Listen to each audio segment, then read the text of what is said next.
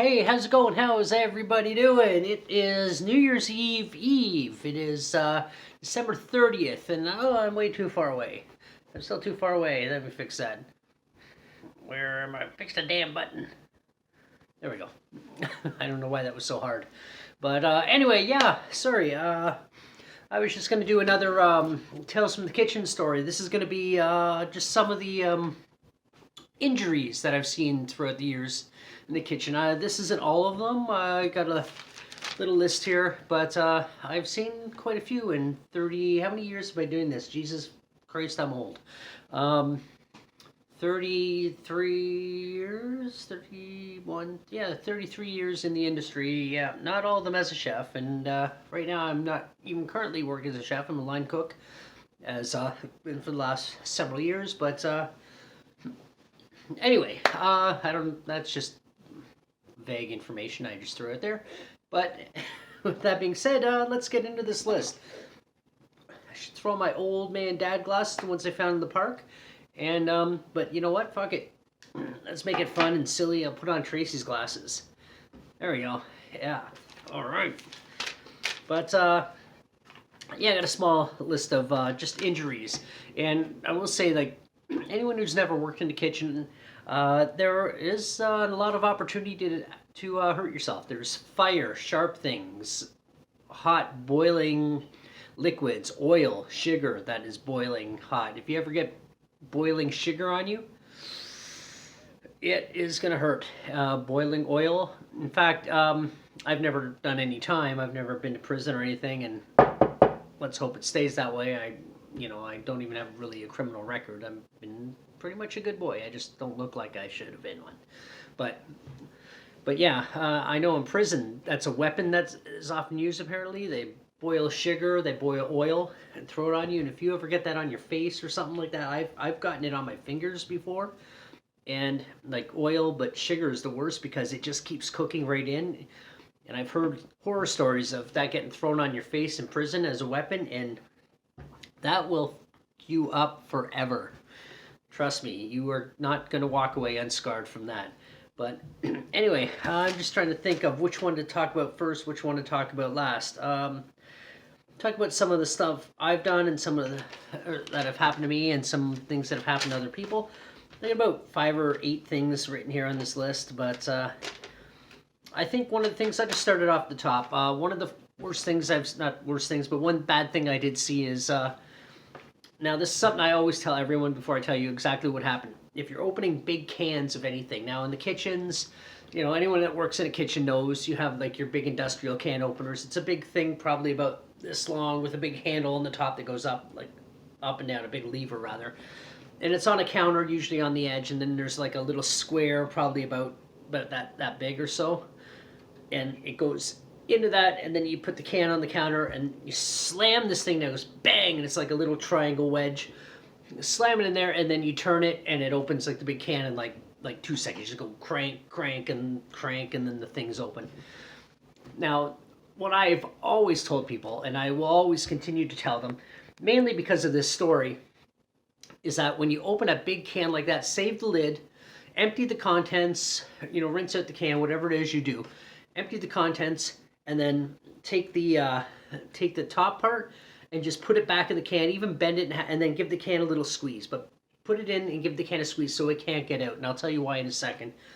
But a lot of people don't do that. They just throw the lids in there, and I cringe every single freaking time. So what had happened is, I worked in a place, we had to go downstairs into the elevator, which is not an uncommon case. These things are even distracting me. But we had to go into an elevator down a couple floors into like a sub-level of this building, and we had to throw the garbage, our garbage is there. Now the thing is, other places I've been since then, they have other similar big giant bins, but they have an opening in the front, and you throw the garbage in that. Modern ones, you throw it in, and then you close it, and you push a button. There's a compressor that just crushes it all up. But this one didn't have that. It was just one of those big things you see around construction sites, and the truck would come in and haul it away. There was no compressor. There's nothing like that. You just threw it in. So what had happened, this guy took the bag, lifted up to throw it up, and as he lifted it, it was pretty heavy, and one of these lids, so it's about the size of a plate. Sorry, I had some peanut butter on there. The size of the plate, and when he threw it, it went through the bag and caught him right between the fingers here. So this, think about like when you open a soup can or something, you open your own kitchen, and it goes, imagine it just going in there with all this weight, and it just kind of split him like right, I don't know how far down, but he had to go to the hospital, and there was just blood everywhere. And I just remember he lifted up, and he didn't realize, he was like, what, like he was like, oh, what the fuck was that? And then he threw it again. He's like, even the second time he threw it, and then he goes like this with his hand, and there's just blood running everywhere, and he clean, like, grabbed whatever it was, his jacket or something, and he opened it up, and you can see literally an opening, like it was like this space here continued all the way down to there. It was gross. And that's why I tell people all the time, just put the lid back in the can and give the can a bit of a squeeze so the lid can't get out. And I get so many people that don't do that. And then they kind of brush it off. Oh, what are the chances of it happening again? Well, it shouldn't have happened the first time, and it doesn't matter. It's a safety thing. It could be you, it could be somebody else, it doesn't matter. But it was just so, like, I just remember how much blood there. And I don't get queasy, but stuff like that, the hairs go up on the back of my neck. It's just like, so please, anytime you open something like that, put the lid back inside the can and give the can a little crunch so it can't fall out. But that was one thing. The other thing, slicers. Y'all know. I'm Canadian. Why am I saying that? But anyway, yeah, sorry. Everybody knows what a meat slicer is. You see them at the deli, it's a big thing, and you put the meat back and forth, or cheese, or bread. You can even use bread on. I've cut so many different things on these over the years, but it's just like back and forth, back and forth. So it's like a big spinning blade about this big, and it's unforgiving. It is not your friend. It is very, very dangerous. So it's spinning, and I've told so many people how to do it. Use the guard. Always use the guard. I don't use the guard because I've been doing it for 33 years. I know my timing. I know the distancing. But if you're a novice at it and you've only been using it a short time, I always say use the guard. And I was warned in my first starting out in fine dining anyway, when I was using those, and to use the guard. Sorry, forgive me. My throat is dry. Don't forgive me for drinking the beer. Not like I've never drank a beer on camera before, but forgive me for coughing, I guess. But I was always told, use the guard. And there's a couple times I got cocky in the beginning, and I've nicked my fingers. Just nicked. There's been a couple times I felt it and pulled it back, and a little bit of cut. But it is not a forgiving machine. Now, I got two stories about people who didn't listen to me. Now, one person didn't listen to me while using the machine. The other person didn't listen to me about something else, and it was just a coincidence, a weird set of timing that the slicer cut him up really, really bad. But I'll tell that one second. So there's a guy, I can't remember his name. Actually, I know his name now. It was Siva. I remember his name was Siva.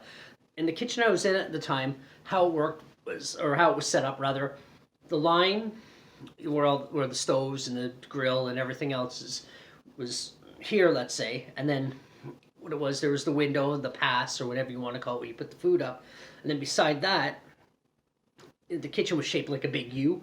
So on the other side of that, there's the slicer salad station. So you'd be facing each other. They'd be working there, and it's just the way it's set up. And so he's in front of me, and he's using the slicer, and I said, "Yo, use the guard." He'd only been doing this for a short time, and it's okay. And I go, no, use the guard. I told him a couple times. So I was like, all right, fine. Tell you 3 times you don't want to do it. It's on you. And if nothing happens, great. But unfortunately for him, something happened. So he's slicing. I can't remember. I think it was carpaccio or something like that. Or prosciutto, some meat we had to slice in. So anyway, slicing it. And he's looking like, well, he's not looking at me. He's looking at what he's doing. But we're facing each other. And all I see is him, like I was doing what I'm doing. Whatever it was I was doing, and I just happened to look up, and this is all I see him slicing. And I just see him go like that, and I'm just like, what the fuck? And he's grabbing his hand, And I went over. I was like, "What happened? What happened?" I already knew he cut himself. I didn't know the severity of it, but what had happened was he was cutting and he wasn't paying attention. He didn't have the guard on like I told him to use. And what it did, the blade went right like he. How you doing? You're pushing it like this the whole time.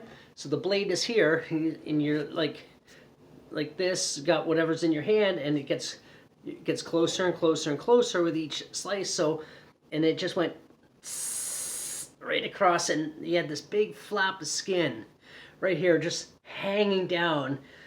And it wasn't bleeding that much, but it was just thing. And he's just like this, and then when he went like this, then all the blood started coming out, and it was just. And I just grabbed a bar towel or whatever, a rag, and just wrapped it around and held it. And I go, dude, you got to go to the hospital. But he was in shock, so he ended up getting a ride to the hospital, and they glued it all together. And that was we didn't see him for a few days because his finger was all glued shut. And then he came to me. He goes, sorry. So he was so apologetic to me, and I felt bad for him. But at the same time, it was like one of those "I told you so" situations, right? So he goes, I'm sorry, I should have listened, I'm so sorry. And I was just like, don't be sorry, just don't do it again. It was a dumb thing to do, And I go, when you get more practice at it, and he even said, he goes, because I see you doing it without the guard all the time. It's like, I've been doing it for years. I know what I'm doing. You haven't. Once you get the practice, it's like when I chop with a knife, people are just chop, and they try and chop like me, where I'm just like, I can do it without looking. I've even done it behind my back on a dare, right? Like I just know how to move my fingers, how to hold my fingers like this. That's something I'll be talking about towards the end of this video. But I know what I'm doing. I have the experience. If you don't have the experience, do it right, and then cheat a little bit by not using the guard and things like that. Once you're confident enough and you're not going to hurt yourself. So that was an injury there. Another guy on a slicer. Now it's just the slicer is circumstantial, and if the slicer wasn't there, he would not have gotten hurt in the same way. So anyway, it was this guy. I can't remember his name. It was years ago. I can't even remember. It was some chain restaurant. I can't remember what it was. But we had boxes of fish coming in. Now, you don't really see this as much as you used to, but those binding straps that go around like boxes, you still see them, but they're not as common now. People just seem to be using more tape, more for a safety issue, I guess. I don't know. But they're like really solid plastic binds that go around things. So anyway, he's taking them off and he's sliding them off. Usually what I do is I'll either just rip them open or I'll cut them open, or use scissors, usually a knife. I just pop it open. It's just quick. He's sliding them all off and he's putting them on the floor around his feet where he's working. And I remember saying he had a bunch of them there. We had a bunch. He was taking it off boxes of fish. So I remember saying to him, I go, dude, pick those up. You're gonna trip, because his feet were kind of they were all around his shoes and stuff, right? And there's about 10 or 12 of them on the floor. And maybe not that many. I say about 6, but whatever. That's not important. So I said to him, "Pick those up, man. You're gonna trip." Oh no, I'm fine. And he had a lot of experience too, right? So I just kind of like laughed it off. Whatever. It wasn't a big deal. I wasn't being a dick about it. I was just kind of like, "Watch those, man." So a few minutes later, I just happened to turn, and what do I see? His feet are stuck in them, and he falls. He literally falls forward, and just by chance, the slicer was right there, and he went talk right into the slicer, right across his whole, like right across here. This big sharp steel blade of a wheel, or wheel that's a blade, right across here, and there was just blood pissing out of his face. It was gross, but it was one of those things like, what the fuck? And he's just like freaking out. And I grabbed like whatever I could grab. It was like a bar, like a kitchen towel, and I just put it over his face, and he had to go to the hospital. We didn't see him for a couple of days, and but yeah, he was all stitched and sewn and glued shut across here. I haven't seen the guy in like 25 years or however long ago it happened. It was at I don't know. I was in my probably my mid to late 20s at the time, but yeah, right across here. It was Pretty gross. Same restaurant, another injury. Now, there's a restaurant I was working at, and what they did was, and this is still a common thing, boil in a bag potatoes. So what it is, the potatoes come in frozen. So what they do, what we would have done, potatoes pre-made. You got to think that these are chain restaurants. I'm not going to drop any names per se, but chain restaurants that they're glorified fast food. Any of these chain restaurants you see with a big fancy light, and there's a million of them all over the place. They're glorified fast food, right? To be honest, like I'm not gonna say any because I might need a job at some point. I have to apply somewhere. Oh, hey, you're that guy who talks shit about a restaurant. Okay, sorry. So anyway, boil in a bag potatoes. So we'd have a big pot in the back of the kitchen. Now a lot of places still use those, but they use it in steamers. One of the last places I worked, we had those, but we had a big steamer. We just put in the steamer, which is 1,000 times safer. But anyway, he took them out one time, and he always had this habit of he would just they were only bags about so big, right? They weren't big. They were, I don't know how many ounces were in. I can't remember, but when he pulled out, and he'd have his jacket, so his shirt, like we had short sleeve jackets there, so he'd have it propped in here, and he'd carry it. It was just the way he would carry it. He was just whatever. So one day, I put it on his bicep there, whatever, and then the bag just bursted open, and it went. And you got to think, this is out of boiling water, like it's potatoes, and unlike water that it pours off you, it's stuck to his arm. So it was just like this loud scream, and he just, it was just burnt all over his arm. He had to go to the hospital. We didn't see him for a few days, and came back and he was all bandaged up. And I don't know if I haven't talked to. I see the guy from time to time. I've never seen his arm after that, really. But he came in with bandages all over his arm out of the hospital. He was in so much pain, and he was kind of like I'm not gonna say a tough guy, but like, he wasn't like a pussy or anything like that. Like, he could take a punch, I guess, if it came down to it. But he was not the kind of guy to be hurt himself and he'd be like, oh, I'm hurt. He would just be like, fuck, I hurt myself. But he was, like he was almost crying. It was unreal how much pain he must have been in. But yeah, it was right across his bicep. Now, a similar thing that I saw another guy do. Now, this goes into the safety thing that I was going to mention later. I'm running out of time, so I hope I can get that in. This guy I used to work with, I know his name was Tom. We weren't the best of friends. In fact, we didn't really like each other that much. But it was a small independent place, and I did a video about these assholes that own this place. It was Chris and Teresa. I don't name dropping these assholes. But anyway, what he did, he was doing some stuffed chicken, and he was putting it in the pan. Now, anytime you throw something into a pan of oil, always throw it away from you. Like, so when it lands, it goes like that, so the oil goes away from you. He just dropped it straight down, and I don't know exactly how he was holding it, but it went all over the hot oil went all over his arm, and he had to go to the hospital. And he came back like a couple days later, and it was all bandaged up. We took off, he had like red scars like everywhere. Sure, I'm sure they've cleared up now. Burns like that, usually the scarring goes away. It's not like severe, but yeah, it was all up his arm. But yeah, so then you ever put something in a pan and with hot oil, just drop it away from you so it goes, and don't just drop it, don't throw it in, but use it like, just let it go, use tongs and let it just go like this so the oil goes away from you, not towards you. So anyway, moving on, let's see. What I got? There was this guy named Paul. He's a really nice guy. His name was Paul, and he used to spill shit every fucking day. So anytime he didn't spill something, just by chance, we'd say, "Oh, is the sun coming up tomorrow?" That was sort of an ongoing joke. But anyway, there's one time. Now, there's so many safety protocols that are around today that weren't around, say, 10, 15, even like not like even 10 years ago, like 20 years ago, but even as recent as 10 years ago. And we had to clean the hoods in this one restaurant. Now, I didn't work there yet. I heard the story later, but I heard it from Paul. So what had happened is the hoods have a cover over them. They're a graded cover. And so when you're down in line and the fans are behind that, usually sometimes way up in the roof, and they suck all the heat and the oil and everything, so you can actually breathe in the kitchen.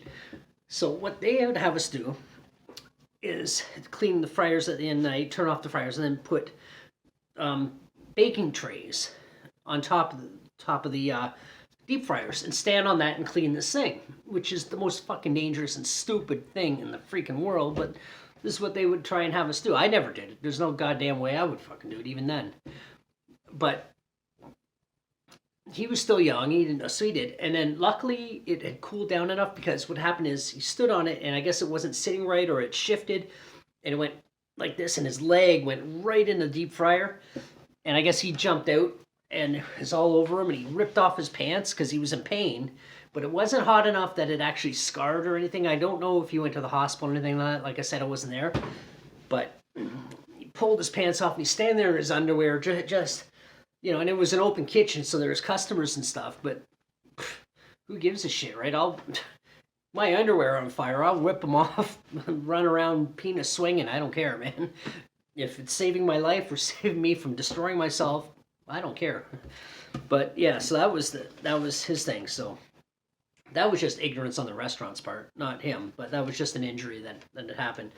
Garbage can bin, slicer. Just trying to see if there's things there. There's another guy. No, that's not what I was looking for. Where am I?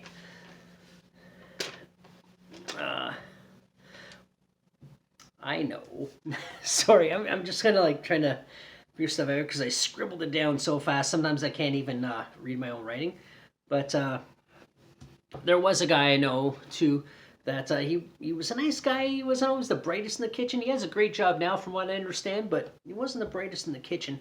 And I told him, wear your non-slip shoes. Wear your non-slip shoes. He would just wear his running shoes. Always slipping around. Then one day we were really busy, and he comes running into the line. He kind of slides around. He grabbed the soup well. There was a little bit of soup in one of the containers. He had to take it out and replace it with the other one. So he takes it out, lifts up, slips, and the soup just went all over his face, and it was like boiling. He's doing this and rubbing it all over. It didn't actually hurt him. Like, it hurt, but it didn't actually do any damage. But it was just like, always wear your non-slip shoes. Don't wear, like, especially the worst shoes you can possibly wear in terms of what I know, Converse, like Chuck Taylors. I love those. I wear them all the time, but they do not work in the kitchen. They are not non-slip. Never wear those. But hey, there was something else I was going to say. I'll talk about things that happened to me real quick. The worst injury that I can say happened to me, there was this chef. His name was Dave. His nickname was Spatch. And he was a bit of a bully. Now, one day, I don't know what the hell he was doing, but he had turned on all the elements and everything. Like, turned everything on, had the gas going. For whatever reason. I don't know what he was doing. But then he turned it off. He didn't have them all. He had, like, a couple of them going, sorry. And then, so I'm picking up, now the ones we had, they were round ones that you can lift up actually off the stove. Most of them now are like big square ones and you have to take the whole thing off. But these are ones, they were just like round, and so I'm taking them off and I'm looking at, I was looking inside the holes inside where the gas comes out and the fire comes out to see if it's clean. So it's first thing in the morning, so they shouldn't be hot. So I'm like, okay, no problem. And I can see him watching me. And then I grabbed one. I know it was with my right hand, and I went, and I almost smashed it down. I was like, what the fuck? And I think I was like about 23 at the time. I was still young in the industry. I should have been using a rag, realistically. But I had like a big, like, burn. Like, it bubbled up within a few minutes. It was like my whole hand was like a giant bubble, like in the pattern of this thing. And he's laughing, and I'm like, fuck you, I'm leaving, man. And I left, and he called me a bitch and a pussy and stuff. My hand literally was like out to there of just blistered. I slammed it down. I was so fucking mad. And then later on, the owners had another restaurant. I was at the other restaurant just talking to them and stuff. They're like, oh, do you want a beer and stuff? Like, my hand was all wrapped up and stuff. And I'm drinking beer. And then the chef, Dave, he called the restaurant. He goes, oh, how's it going? Oh, that's good. It's okay. I got my hand wrapped around a beer. Fuck you up and stuff. But I got some stories about Dave. He wasn't a terrible guy. He was just a bully. But and then I got stitches a couple of times. One time was I was cutting a pepper, and what I would do is I'd take the pepper and I'd hold it, cut it in half. And then one time I was doing that, and somebody called my name just and I just turned just instinctively and went right. You can't. There's no scar there anymore that I can really see. I think if I look closely, maybe somewhere around there, but it went thunk right in there. If I do it like that, you can see it right in the bend. Maybe not. I don't know. But and I had to go and get like 4 stitches in there, and then another time I cut myself, and it was, I don't know, I grabbed a plate, I turned, and it hit a wall or something. I can't remember. It hit the shelf, and it split open my finger. And I went to the hospital, and I sat there for a while waiting, and I had it all bandaged up, and it was bleeding, and rebandaging it while I'm sitting there. I was like, fuck this. And I left.